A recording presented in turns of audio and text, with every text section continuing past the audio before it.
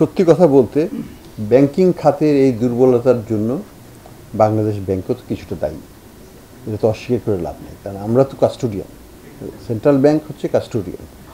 Central ব্যাংকে সেই নৈতিক দায়িত্বটা কিন্তু নৈতিক যেটাকে আমরা বলবো রেসপন্সিবিলিটি, সেটা কিন্তু আছে এবং সেই দায়বদ্ধতা কিন্তু থাকবে। কাজেই এই দায়বদ্ধতাকেই আমি মনে করি যে আমাদের সেন্ট্রাল পিলার হিসেবে নিতে হবে, যে good governance within the bank, যাতে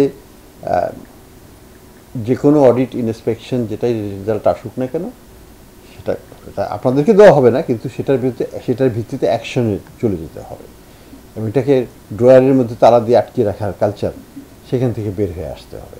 এই জায়গাগুলোর পরিবর্তন ইন্টারনালি দরকার আছে এবং এটা করতেই হবে। এটা না করলে ব্যাংকিং খাত কখনোই ভালো হতে পারবে না।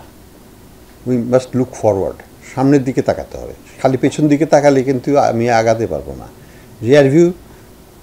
গাড়ির রিয়ার ভিউ দিয়ে তাকিয়ে কিন্তু ড্রাইভ করা যাবে না, আমাকে তাকাতে হবে উইন্ডশিল্ড দিয়ে, মানে সামনের দিকে।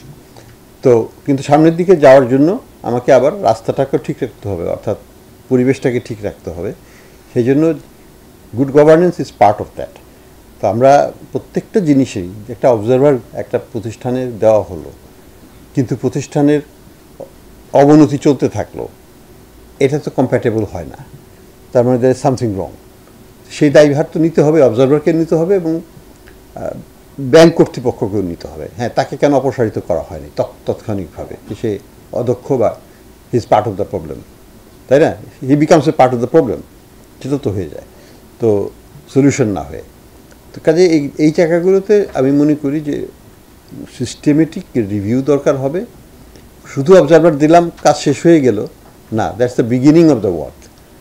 পরবর্তীতে অবজারভারের থেকে যে কাজ, রিপোর্টিং, তার অবজারভেশন কীভাবে বোর্ড মিটিংগুলো হচ্ছে, কীভাবে স্যাংশন হচ্ছে, সেখানে কোনো রকম এই যেগুলো আছে কি দেয় নাই, সেগুলোকে সে ডকুমেন্ট করেছে না করে নাই, সেটার ভিত্তিতে তাকে জাজ করতে হবে, তাই না?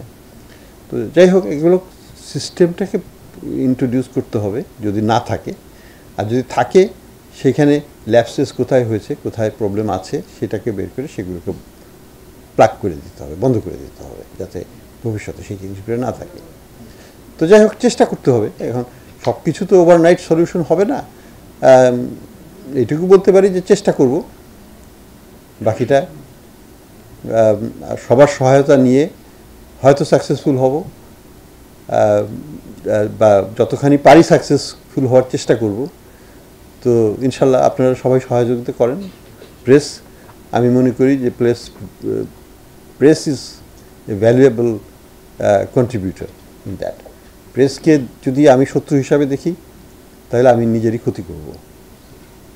অ্যাট দ্য সেম টাইম এটাও বলবো যে প্রেসেরও রেসপন্সিবল রিপোর্টিং করতে হবে, যাতে এমন কোনো রিপোর্টিং না হয় যেটা একটা ব্যক্তি বা কোনো ইন্ডিভিজুয়াল প্রতিষ্ঠান বা ব্যাংক বা ইত্যাদি তাকে টার্গেট করে ইচ্ছা করে মেলাইন করার চেষ্টা করা হয়েছে, সেটাও যেন না হয়। এটা যেন অবজেক্টিভ এবং তথ্যভিত্তিক হয়।